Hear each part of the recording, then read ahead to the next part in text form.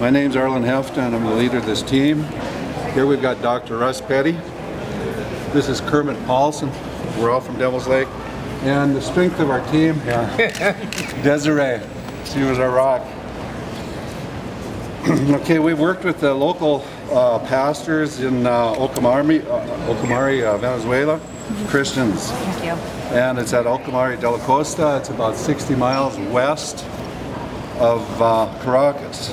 We've been bringing medicines and hearing aids to these people since about the year 2001.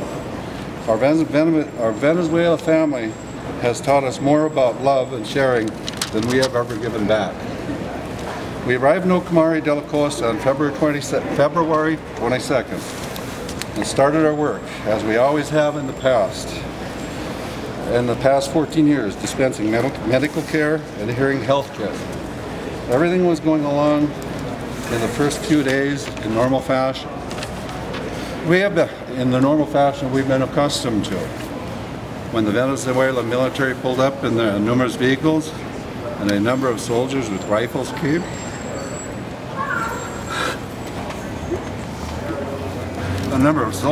with rifles into the church where we had interviewed the Venezuela church and city leaders and said we had to stop and go there, go with them. But before that time, it was a very mundane day, with maybe 15 people in the clinic. But within a half hour, about 200 to 300 people in the little village of Ocumare, which has about 5,000 people, came. They heard about it. It just came really fast. And they all came in and surrounded us. And they challenged the Venezuelan military with the guns. And they said, "We're protecting you, and we're not going to let these soldiers take you." Imagine the courage.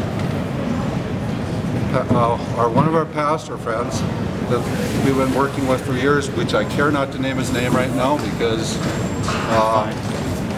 safety for him. He got everybody calmed down. I talked to him, and we were talking, I said, somebody's going to get hurt, and they didn't want to let us go. We were not physically harmed, but we were treated somewhat adequately, I'll say that. We were questioned for the next 3 days, and on the third day, General Suarez came from Caracas and promised we were to be released. And we all felt better because we all realized that he seemed like an honest man, and he was a very powerful figure. He seemed like a pretty nice guy. But as you can imagine, this was a very harrowing experience. We were then taken to the Venezuelan immigration in Caracas about 11:30 that night. That was on Saturday, and on Saturday morning we were released at the Valencia airport about 6 a.m. So we went like 35 hours without sleep. We want to express our sincere thanks to all the people in Venezuela and the thousands of people around the United States, and including Revive Indiana, that prayed for us. It's the power of everyone's prayers that got us released.